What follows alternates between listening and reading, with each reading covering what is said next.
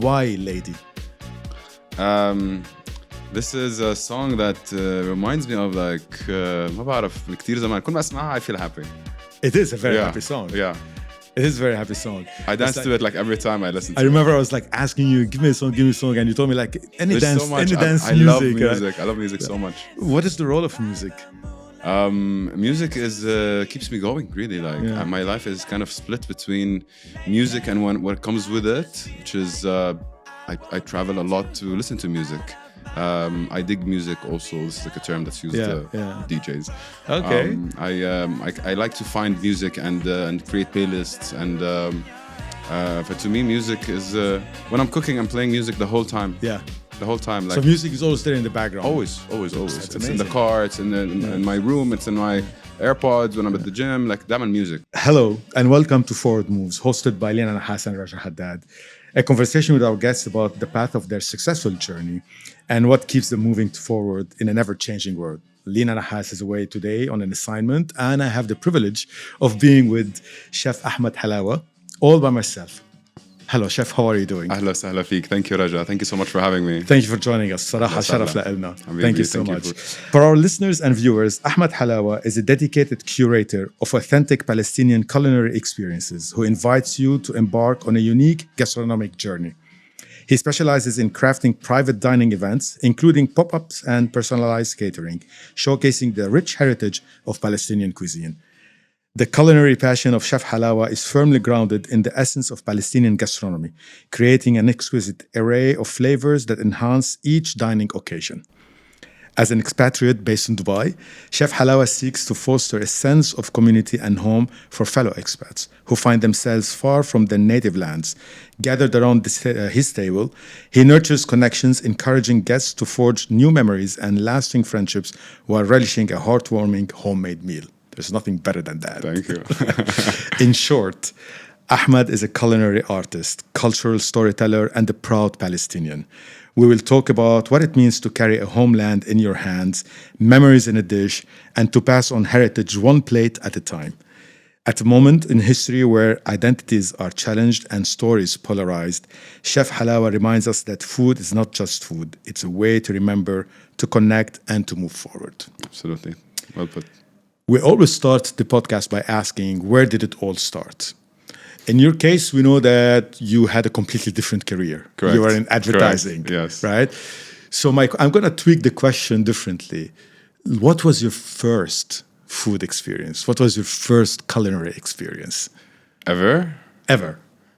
Yani, at home, back home you mean, with the family? You tell me, whatever it's... I come from a family where both parents are fantastic cooks, so I was like spoiled by... I suspected that. By my parents, by my aunts, uncles, grandmother. Also the extended family, not just the direct parents. Everyone cooks really. Like to us, we show love through food. And this is how... my mom and my dad, both of them are fantastic chefs or fantastic cooks, I would say. Yeah. They used to compete who feeds us better when we were kids. Who won? Wallahi, both of them are fantastic. But to be honest, my dad he cooks really, really well. And he's very diverse in his palate. He cooks from so many different cuisines. And he's still, until now, inshallah, he's 80 years old and he still cooks. MashaAllah, God bless. Thank you. God bless. So... I can imagine then your home kitchen being a very animated place, right? I mean, like growing up, how was the kitchen environment? Well, we always ate in the kitchen. Like the dining table was used when we have guests over. Yeah. But when every day we would eat in the kitchen, and I remember when we were kids, my mom would ask me like. اللي هالتومات هدول make these garlics a paste and do it well, and I would do it, and I never said no. I was always interested because I know that the final product is going to be food and it's going to be good food. Yeah. So they kind of so you played a role in creating that product as you growing up, but without knowing what it means, to be honest, because I was younger. Like when I say younger, I was maybe 5-6 years old. These memories are from that early. I would be at home. My older brothers would be in school. I would be like, I don't know, kindergarten so I would like be back home early, and my mom made use of me, I guess. So you said your father, I mean, I have to be careful. I don't want to say better cook, but your father cooks better. But I'm sensing that your mom was the main influence. Yeah, but my mom, like, she's a master in Palestinian food. Yeah. My dad cooks everything. You know, like, okay. So like the closest food to our hearts, which is Palestinian food or dishes from Jordan, Palestine, Syria, because we share a lot of dishes, of course, came through mom mainly. But my dad also played his role. So he had also his takes. He always had the he would tricks bring the up his novelty sleeve. or So the variety of palettes and ideas. Absolutely. That's a wonderful mix. Yeah. He's the one who would, like, take care of, like, mashawi if mashawi happen, like and like the bigger dishes that require like foreign dishes to us. Like he's very well traveled. Like he would try a dish somewhere and he would memorize it and would reverse engineer it and know how to cook it. You know, that must be the first time I heard reverse engineering a plate. And this is how I learned. That's how you learned. That's how I learned. It's amazing. I never asked my parents for a recipe directly, and since a very, very young age, I cooked simple foods at home that kept on growing, but they were like more in the like breakfast foods, some simple dishes, pastas. Yeah, easy stuff, food. Easy food. Yeah. But at age 17 is where I started making the type of food that I make today, which is complex Levantine food or Palestinian food. Okay, we're going to talk about that. Yes. We're going to talk about that. So is that influence still there? You know, your parents' influence, does it still, accompany you today in what you do, or you're starting to kind of charting your own? Yeah, I'm fully independent right now because I've really took a deep dive into it, and I get inspired by so many amazing chefs around the world. I get inspired by people even if they're not in the food industry. By the drive. So this will give me. That keeps the engine oiled, to inspire myself and be motivated. Give me an example. Who in the non-food environment can inspire you? I would say musicians. Musicians and producers. A good friend of mine, his name is Andrei Pushkarev. He's he's a Russian DJ. He's a Russian producer. Amazing guy. He knows his music very well. And he has perseverance and how he plays his music. He has perfection. His ear is like on point. Wow! So if he would listen to a set, if there was a tiny beat mismatch, no one would hear it but him. He will pick it up. Yeah. So that sense of perfection gives me a bit of a drive, to like I can do better. But at the same time, it's like a bit of two minds when it comes to this, because in the kitchen I cook with my senses. I never measure. So there is no perfection in the kitchen, but that gives me the drive to do more and to maybe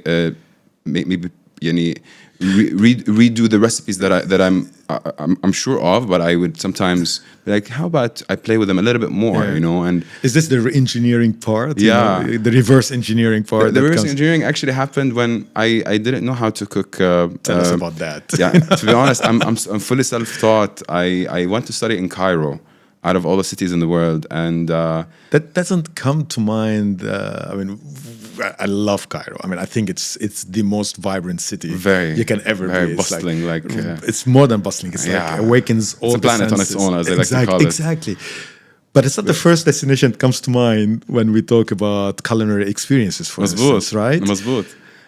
So when I went to Cairo, it was not by choice, not for anything. I was not.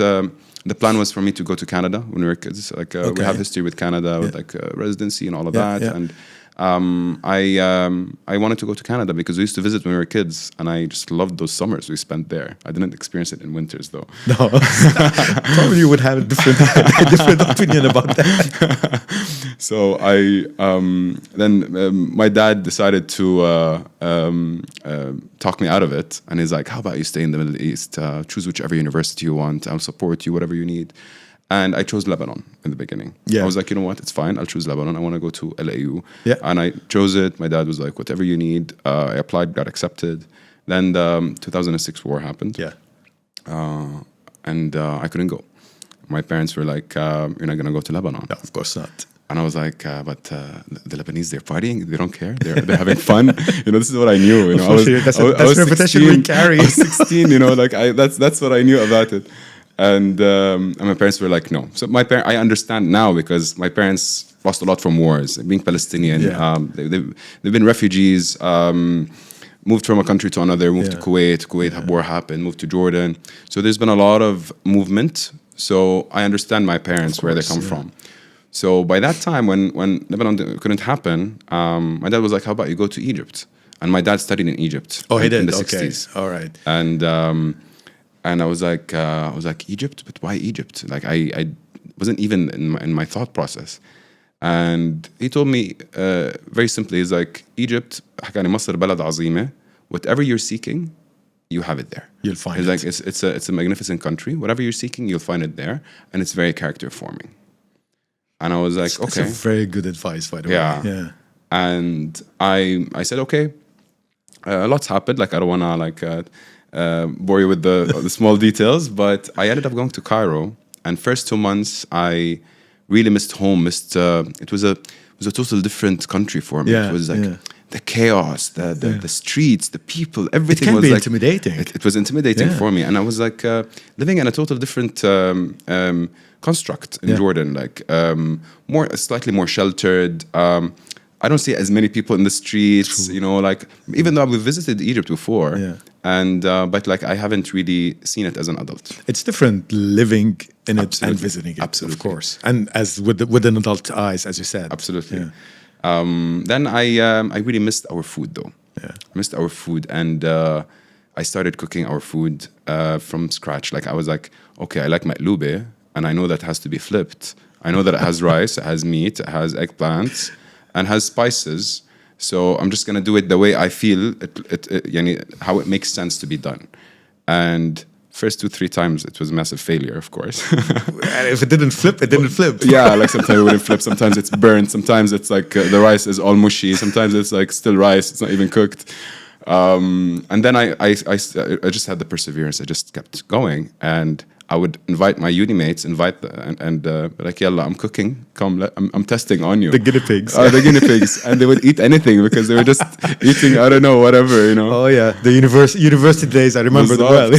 So I was like the mama figure, Amazing. And I started learning like this. So by the age 18, I was making like maybe 5-6 dishes that are like big main courses. Wow. Like mansaf, like jaj mahshi, all these like authentic dishes that but you're talking about dishes that, it's like when at age 18, I would make an omelet. No, I did the omelet when I was 10. There you go, and you started crushing garlics when you were 5.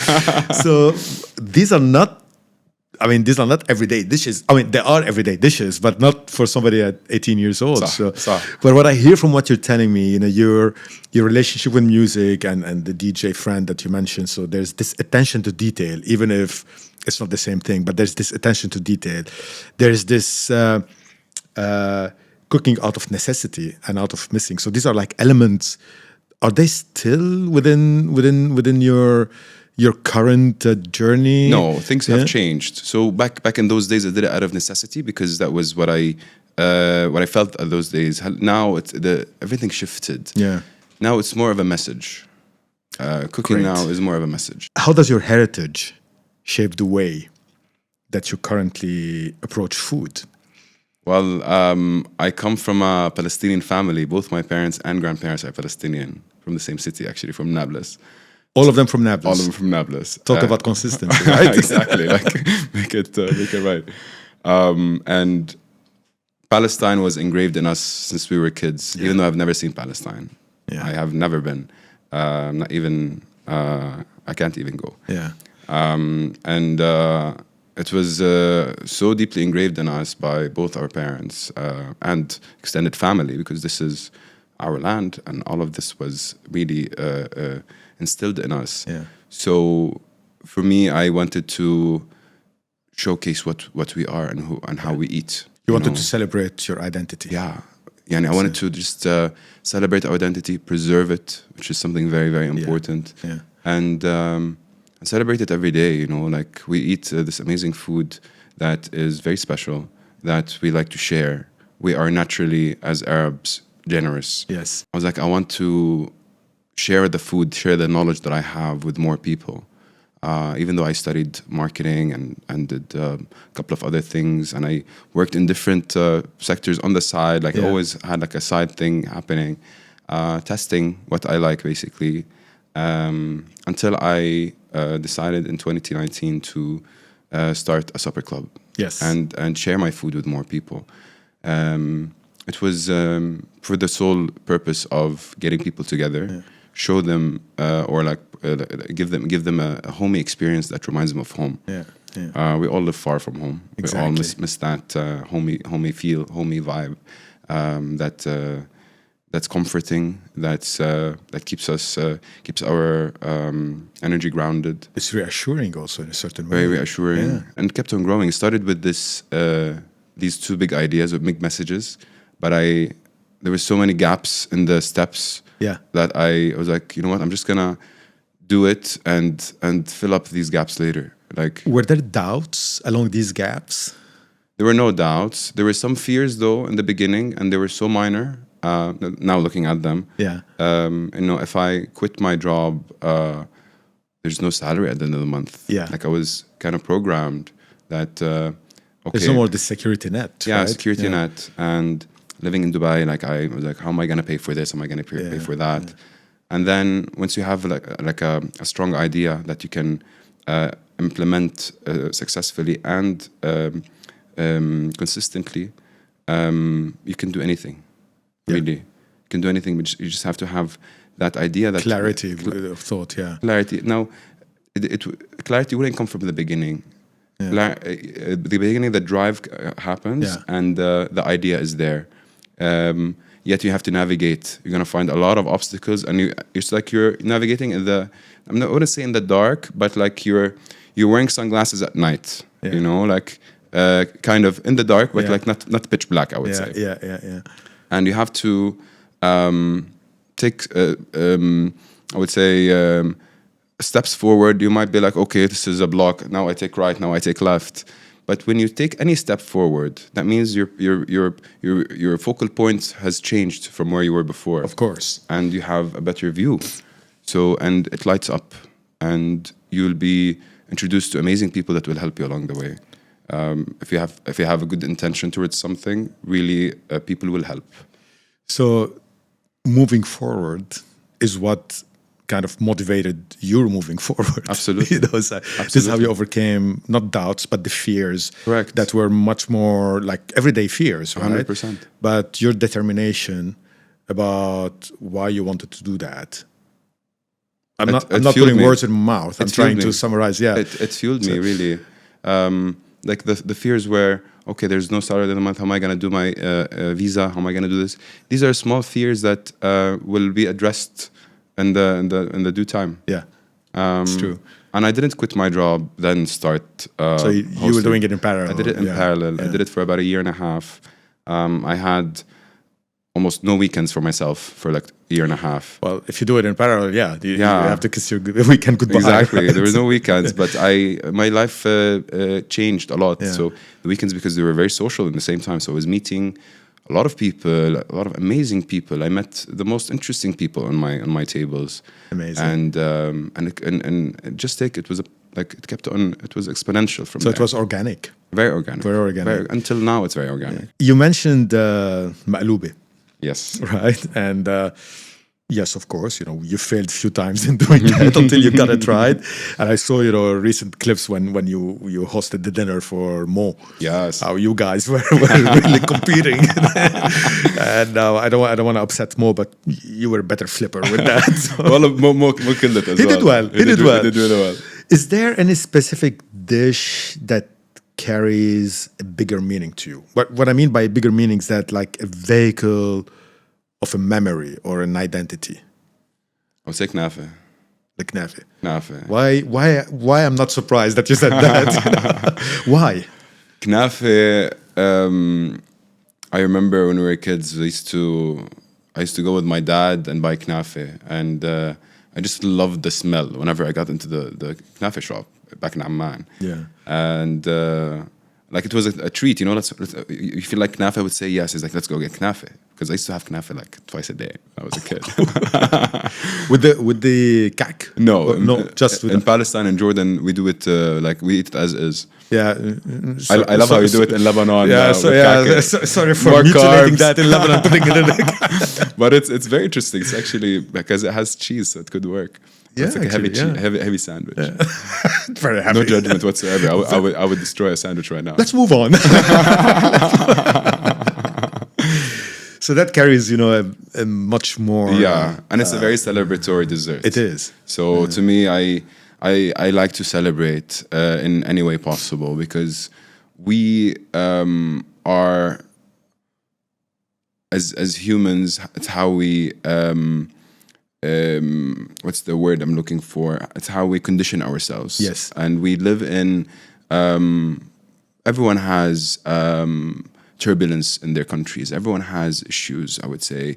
But in the Middle East, we tend to have more of it. Yeah. And knafe is a celebration, really. So to me, like I when I make it, when I serve it, people, I see their faces. They just like stand around me and they just want to have knafe, you know. And so to me, like that's a dish that it is a show. Yeah, it is a show. I may have heard one of your clips or interviews where you said that you start the meal with a knafe and you end it with a knafe. Is this true, or is it just a PR stunt? In Nablus. Not. We currently don't do it because we're more health conscious these days. But so it was true. In Nablus is how they do it. Did your relationship to knafe and food in general, with everything that's happening today, did it change? In what sense? Your approach to food was, and I think that the answer isn't the question I'm going to ask you. You said, you know, you wanted to connect people, you wanted to preserve an identity, you wanted to pass on. With everything that's happening today, how did it change? If it changed, is it, you know, did it change, or is it, if anything, did it become stronger? It became stronger, to be honest. And since for the past 5 years, I would say, since 2020, since COVID, life has been extremely fast and compressed for, I believe, for everyone. There's been so many events happening around the world from COVID onwards, from the very fast pace of life. Yeah. People want to make up for what they've lost in businesses, like it's like everything went on steroids. Yeah, like it's never enough, you know. So people are just fast. Everyone is on overdrive. This is what I've been sensing with myself, my peers, my environment, and I feel now it's time to spend more time with ourselves as much as we can. Or like time where we're grounded and we're surrounded by maybe like-minded people or in safe spaces. We need more safe spaces because we won't be able to perform on overdrive for too long. We'll burn out. Yeah. And a burnout can look like so many different things. Yeah. Therefore, we definitely need to like slow down. That's why like the supper club is still going. Yeah. Because I like getting people and like as much as I can, give them the best time possible. And I think I know what you're going to tell me, but you know, do you think that this fast pace, this life on steroids, this like accessibility to everything, but also the consumption of everything, which makes things very ephemeral or very temporary, right? Do we risk losing recipes, dishes, techniques by doing that? Absolutely. And I chose to remain, I would say, authentic with my recipes for this reason. Yeah. I eat everything, really. I love dishes that are reinterpreted and redone, all of that. And I do that myself sometimes. Yeah. But still, there's a big portion of my menu that's like, it's how it is, you know. It's authentic. I have like spins on it. I have touches here and there. Yet the essence is very authentic and very true. Yeah. Because if we lose our cuisine, what do we have? That's something we consume on a daily basis, right? And the power of that is immense. Yeah, it's something that is we consume out of necessity to survive, but it has a different role as well. Yeah, it has a much deeper meaning to us. Like what's like the elders they pass, and what are we carrying?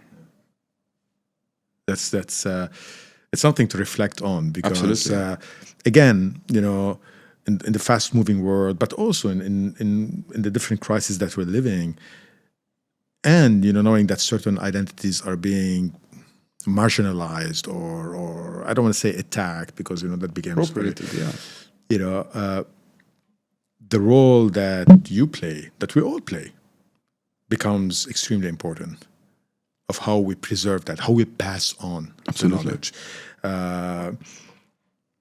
and how to preserve heritage, even if it's through just what people might think being a mundane activity of eating. Right? I eat because, you know, if I don't eat, I don't survive. Correct. But actually, no, we're playing a much bigger role than that. I'm gonna try something we haven't tried on this show, so I'm taking advantage that Lina is not with me to stop me. But we're gonna try something of this or that. So I'm gonna give you two. You know, I have a list. Give you two words. You tell me which one you prefer. That's good. Right. So zafaran or zatar, saffron or thyme. Zatar. Zatar. Why? Zatar is أولاً يعني it's more us. Yeah. It's more enriched in our authentic culture. to us. Yeah, it's more. And zatar is balm. You can have it every day. Yeah. Zafaran in the right dishes, right? Right. Yeah. So, manouche in the morning, like you can't have a manouche with zafaran. You cannot. No, you cannot. I think I know that. You know, dance music or mawal. Dance music all the way. All the time. Huh? Mawal, you need to sit down. Yeah. Dance music all the way. All the way. Good. I have the answer for that. Knafe or makloubi? Oh, tough one. You're like asking me to choose between my children in a way. One after the other. Ah, good answer.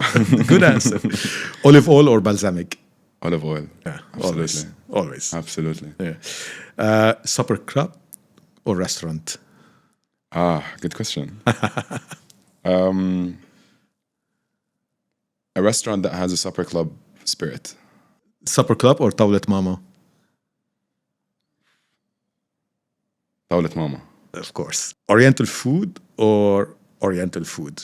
That is, Oriental food, our Orient, or Oriental food, you know, the Asian Oriental food? No, our food for sure. Yeah. And why is that? It's very diverse. Yeah. It's very, very diverse. The ingredients that we grow and hold are very special. Yeah. The seasonality of our ingredients it's unlimited. We have so many amazing ingredients that we use in our dishes that are not used anywhere else. So, do you think they can connect? Did you ever think about connecting them? And I don't want to go into like, you know, the cliches of fusion and whatnot, but did you ever think of I sometimes do like twists here and there. You do? But like, because I love Asian food. Like when I say Asian food, it can be Japanese, it can be Thai food. I love Thai food very much. Very flavorful, Very flavorful. And I was fortunate to go to Thailand when I was very young, and I indulged in their street food, and I was mind blown. Yeah. I do some fusions here and there in certain dishes, but it's not like an always on kind of thing. Okay. I still have like a bit of a... What holds you back? Yeah, it holds me back. What holds you back? What holds me back is the message, really. Yet at the same time, I like to also... It can be both, right? Yeah. It can be both. While I'm actually doing my part in this, I can still explore a little bit with that. I see. I'm not against it. I'm not against it, really. Like, there's no right or wrong. It's all an expression. So you talked about message, and it's been a recurring theme throughout our conversation, right? So if we look ahead, what does the future of Palestinian food look like to you? I see it highlighted and celebrated in every country. What is your role in that? My role? I'm a facilitator that knows how to do it, that knows how to present it, and knows how to introduce people to it. How can we do that beyond the supper clubs? By definition, they're not a restaurant. So we're talking about smaller committees. We're talking about smaller groups of people connecting together. It's how can we spread the word? How can through pop-ups. Yeah. Pop-ups can be a start. Collaborations. I believe in collaborations because when you have many people having the same message, you have you bounce ideas off of each other and you create something even bigger. So you still believe that despite everything that's happening, despite, and I have to say it, not to throw a cast, a black shadow on everything, but despite the divide that the world is living today, you still believe that food has a connecting role. Oh yes, of bringing people together. Yeah. Oh yes, it's an introduction to the culture. Yeah. This is I receive a lot of guests that have never tried Palestinian food, and I focus 120% on them, and I tell them stories about these dishes, about how the specific dish, for example, was made, and when it was made, and what was the story behind it, and the story behind it gives us I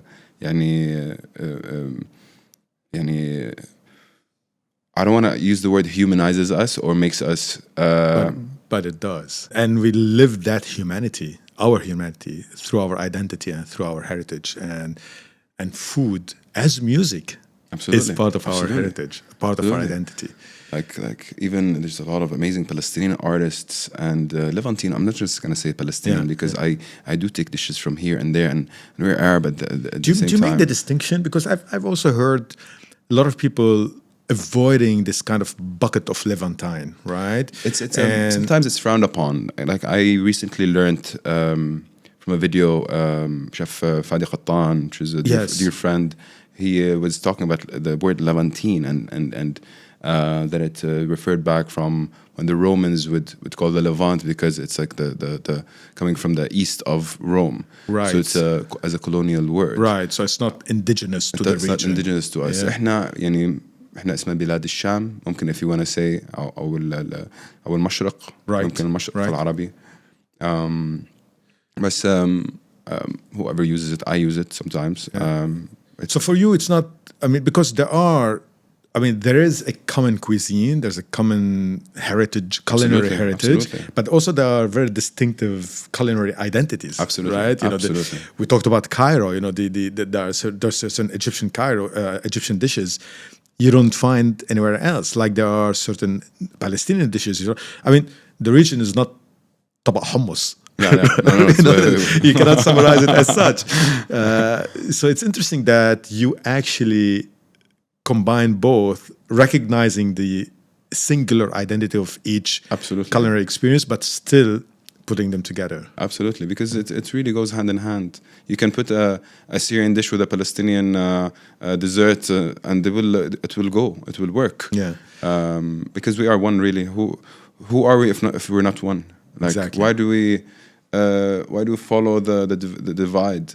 We should not be divided. Right. If your aim is to connect people through food, why shouldn't us be connected through food? Absolutely.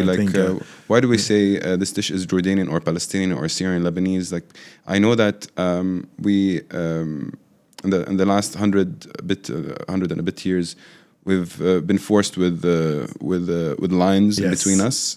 Abnormal lines. Yeah, but not too long ago, my grandfather used to drive or take a car from Nablus, go to Salt, get a haircut and go back. Right. On the same day and go have dinner with his friends and come back. We are brothers at the end in the Middle East. We understand who we are and what we are. Yet in the same time, there's a disbelief of this brotherhood, which is kind of a shame, to be honest. What legacy do you hope that your work? Because I don't want to refer to it as food or dishes. It's funny because, our podcast celebrates achievements and journeys in the creative ecosystem of the Middle East. And you are the first chef to come to our podcast. My absolute pleasure. And it's a great honor for us. But because we strongly believe that a culinary creation is as good as any other creation, any other form of expression. And that's why I'm asking you about the legacy you would like to leave behind. بعد عمر طويل طبعا. حبيبي. How do you see your work as contributing to the legacy? I'm in the process of opening a restaurant. There you go. As we speak. There you go. Did we hear it first at Forward Moves? I love saying that. You have. Is this a scoop? It's unannounced yet. Oh, perfect. The close friends and family know. Excellent. But yes, there's something very nice cooking. It's simmering as we speak. Excellent. And it's going to be through restaurants, inshallah. Inshallah. And it will have the spirit of a Suffer Club. Absolutely. That's what. Absolutely. If your dishes could speak, what would they say? Or what would you want them to say?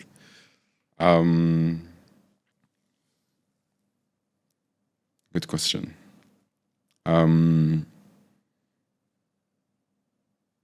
They would spread love, really. Like they would, they would hug. Yeah. They wouldn't speak much. They would just hug and be that. This is what I hope. Amazing. We're about to wrap up, Chef Ahmad, and there's a question Lina always loves to ask, and I'm going to take the liberty of asking on her behalf but I will ask it with a twist. What would you like to tell a younger Ahmad? And the twist to that, or maybe I'll let you answer this and then I'll follow out with the twist. What would you have? I mean, you already told me that at age 5 you were crushing garlic. At age 10 you were, So, but what would you like to tell your younger Ahmad? I would say it's gonna be all right. Yeah. No matter what, it's gonna be all right.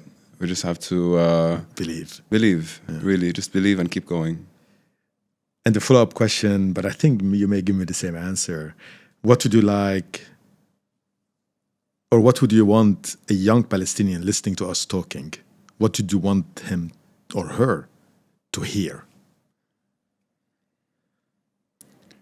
It's a sensitive one. That we are the heroes of this world. Yeah. Keep going. Keep going. Keep believing. Yeah. Yeah. Yeah. It's sensitive, but it's true. Yeah. Ahmad, thank you for your time. Thank you very much. Thank you for sharing your lived experience with us. I didn't imagine that you actually started cooking in Cairo, but but thank you for sharing that.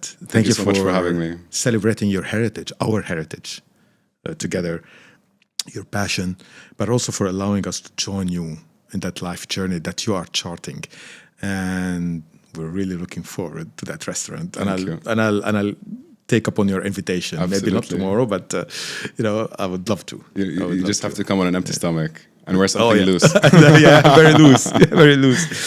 This has been Forward Moves, hosted by Lina Nahas and Raja Haddad, a conversation about the path of the successful journey of Chef Ahmad Halawa. If you liked our episodes, give us a 5 stars rating, download it, and share it with your friends. Until then, keep moving forward.